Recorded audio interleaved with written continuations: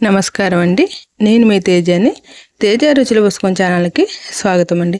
మీ అందరికీ happy new year. ఈరోజు మన టేస్టీ అయిన హెల్దీ అయిన మిల్లెట్స్ పులిహోర. అవునండి, చాలా హెల్దీగా, చాలా టేస్టీగా, చాలా సింపుల్గా ఈ కొర్రలతో పులిహోర అనేది ఈజీగా చేసేసుకోవచ్చండి. నేను చెప్పే ప్రాసెస్ ఫాలో అవుతాయి. దీనికోసం ఏం చేయాలో చెప్పమంటారా? ముందుగా అరకప్పు కొర్రను తీసుకుని చక్కగా 3-4 సార్లు కడుక్కుని రాత్రంతా నానబెట్టుకోవాలి. పొద్దున్నే ఇంకొకసారి కడిగి నీళ్ళని వడకట్టుకుని పక్కన పెట్టుకోవాలి. ఇప్పుడు ఒక బౌల్ తీసుకుని 1 కప్పుకి 2 కప్పుల వాటర్ సరిపోతాయండి. 2 కప్పులు వాటర్ పోసుకుని ఆ గిన్నెని తీసుకుని పొయ్యి మీద పెట్టుకుని మరిగే వరకు మూత పెట్టుకుని మరిగించుకోవాలి. నీళ్లు మరిగిన తర్వాత మూత తీసుకుని ఇందాక కడిగి పక్కన పెట్టుకున్నటువంటి కొర్రలు ఉన్నాయి కదండి, వాటిని జాగ్రత్తగా వేసుకోవాలి. ఒకవేళ మీరు మంట అనేది సిమ్లో పెట్టుకోండి. ఒకవేళ వేడి నీళ్ళు మీద పడితే కాలే ప్రమాదం ఉంది. వేసుకున్న తర్వాత ఇప్పుడు ఒకసారి తిప్పుకుని మూత పెట్టుకుని లో టు మీడియం ఫ్లేమ్లో మనకి పెట్టుకుని ఒక పొంగు రాగానే మూత తీసుకుని ఒకసారి తిప్పుకొని మరలా మూత పూర్తిగా కవర్ చేయకుండా నేను వీడియోలో చూపించినట్టుగా కొద్దిగా ఎడ్జ్లా పెట్టుకొని ఉడకనివ్వాలి. అలా 2-3 సార్లు మూత తీస్తూ కలుపుతూ ఉండాలండి, లేకపోతే అడిగంటుకుపోద్ది. మనకి ఈ కొర్రాన్నం రెడీ అవడానికి 10 నిమిషాలు టైం పడుతుందండి, ఎక్కువ టైం పట్టదు.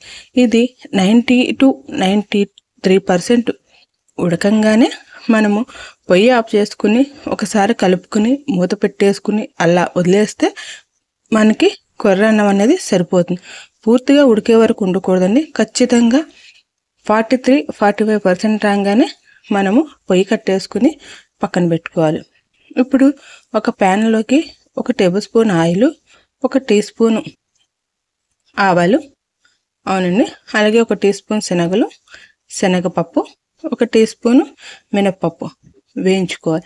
చక్కగా వేగిన తర్వాత 2 పచ్చిమిరకాయలు, 2 ఎండుమిరకాయలు కట్ చేసుకుని అవి కూడా కొద్దిగా వేగనివ్వాలి. ఇవి బాగా వేగిన తర్వాత మనం ఒక రెబ్బ కరివేపాకు వేసుకుని ఆ కరివేపాకు కూడా వేగిన తర్వాత మనం ఇందులోకి 1/2 టీ స్పూను పసుపు అనేది వేసుకోవాలి.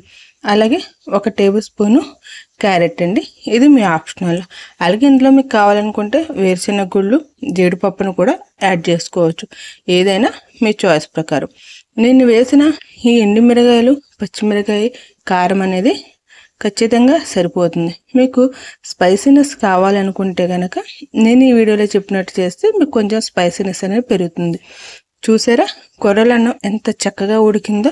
ఇలా బాగా మెదుపుకొని 1/4 టీ స్పూన్ వరకు పసుపు, కొద్దిగా నూనె వేసుకొని బాగా కలుపుకున్న తర్వాత ఇందాక మనం వేయించి పక్కన పెట్టుకున్న పోపు ఉంది కదండి, ఆ పోపు మిశ్రమం కూడా ఇందులో వేసుకుని చక్కగా కలుపుకోవాలి.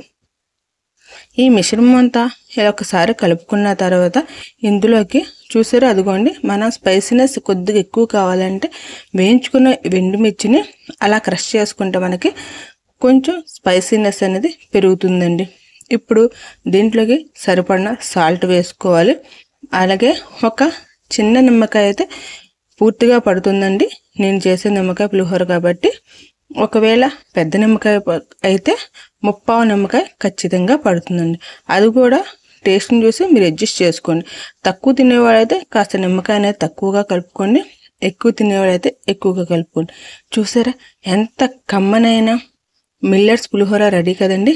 అవునండి, చూడడానికి చూపులకే కదండి, తినడానికి పట్టకు కూడాను అంతే టేస్టీగా, అంతే కమ్మగా, చాలా బాగుందండి. మీరు ఒకసారి ఈ కళ్ళకి కడుపుకి కనువిందు చేసే ఈ మిల్లెట్ పులిహోరని ఒకసారి ట్రై చేసి ఎలా ఉందో నాకు కామెంట్ రూపంలో తెలియచేయండి. అలాగే మీకు ఈ వీడియో నచ్చినట్లయితే కనుక లైక్ చేయండి, షేర్ చేయండి, సబ్స్క్రైబ్ చేయండి. నా వీడియో చూసినందుకు ధన్యవాదాలు.